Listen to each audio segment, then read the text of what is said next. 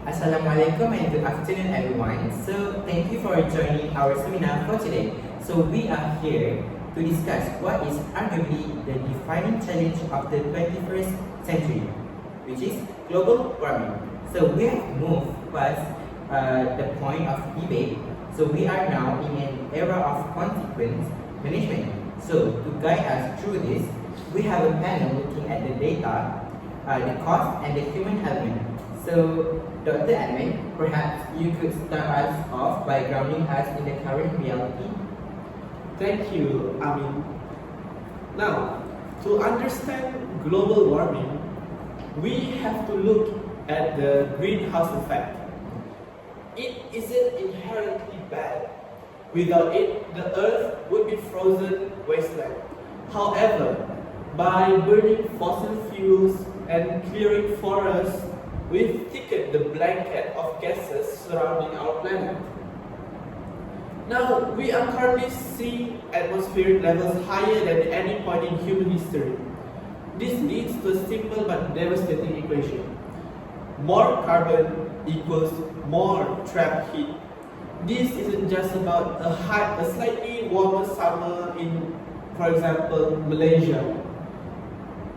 It is about the total energy disruption of our climate systems. So, I think I'll pick up from there. So, from a market perspective, global warming is the greatest market failure in history.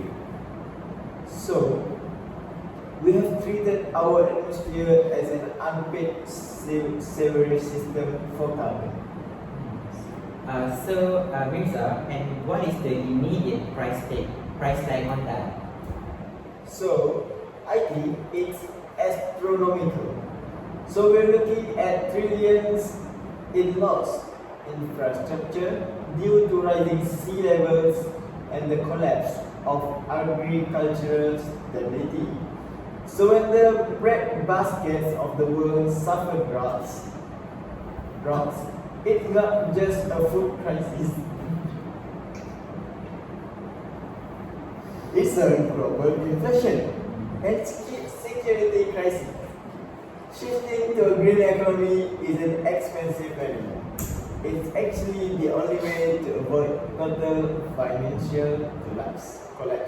Okay, I appreciate the talk of trillions, Mirza, but we need to talk about people. While we sit here in a comfortable seminar room, entire island nations in the Pacific are planning their total evacuation. So, global warming is a multiplier of injustice. Those who contribute to the least to the carbon footprint, the global poor, are the ones losing their homes first.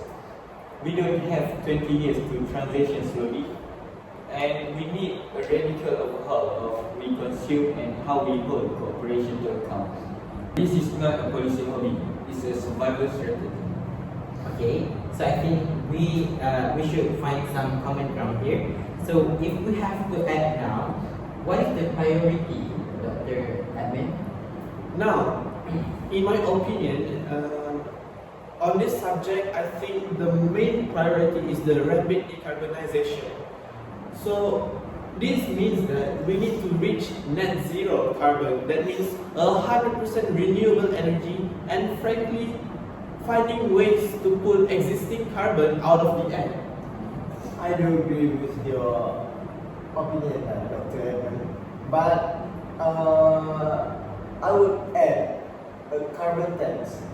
So, this means that if you make it expensive to pollute, the cleverest mind in business will find ways to stop doing it overnight. And I think we need grassroots pressure.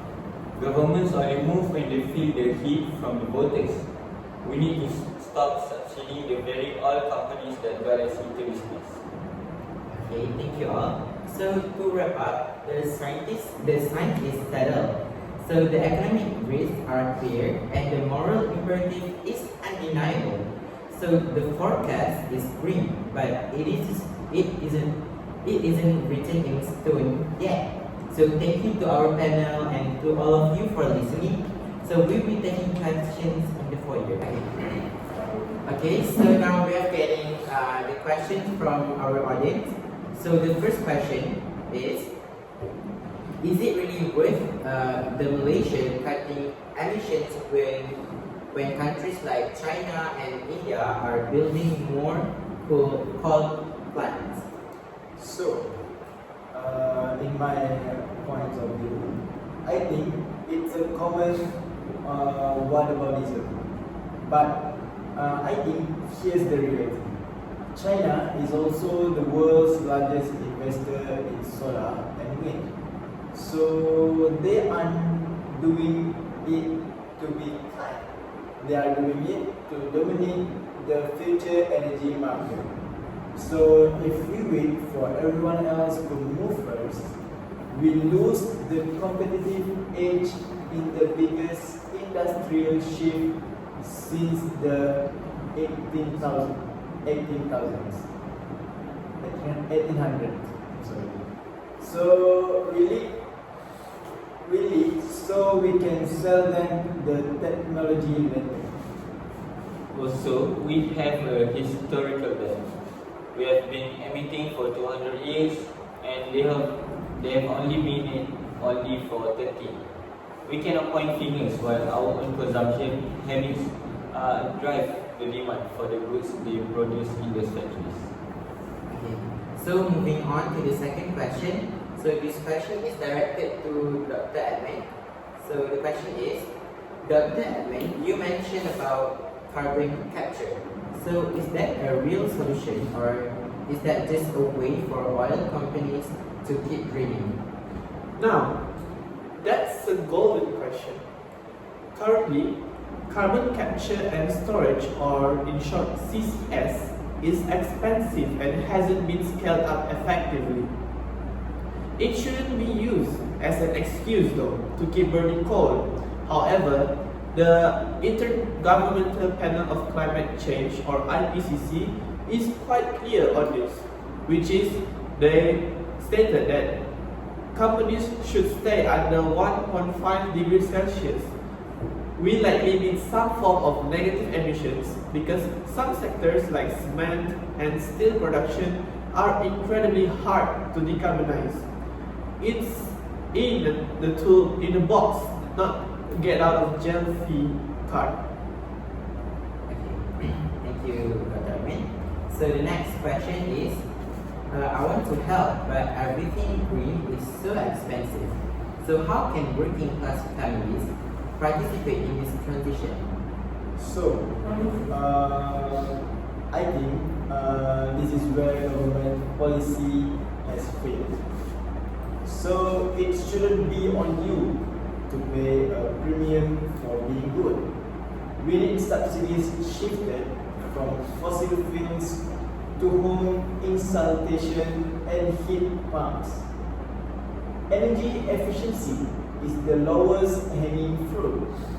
So it actually saves families money in the long run by lowering utility bills. Precisely, a just transition means the burden shouldn't fall on the person struggling with the cost of living crisis. I think we should be taxing the record profits of energy giants to fund free, green public transport and home retrofitting for everyone. Okay, thank you. So the fourth question is, it's a short question. Are we already past the point of no return? Answering that question, passing the point of no return, that is a bit of a misnomer. It's not a binary safe or doom. Every tenth of a degree matters.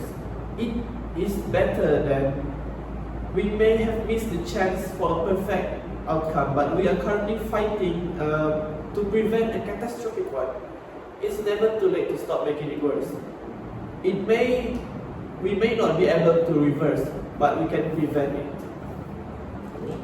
So the next question from the audience is, what is the single most effective thing an individual can do? Okay, so beyond the usual, eating less meat, flying less, or switching energy providers, then those are the most powerful thing that you have is actually your voice and your vote to the government. Yeah. Alright, so I think you need to join a local campaign group and write it to your MP. If you have a pension or a bank account, check where they invest your money. If they're funding oil pipelines in Africa, move your money to ethical bank. Individual action is a myth. Collective action is what changes the world. So we're going to the last section of the seminar. So the question is, what happens to the workers in the North Sea oil and gas industry if we just stop? So, in my opinion, we cannot leave them behind like we did with the mining communities in the 80s.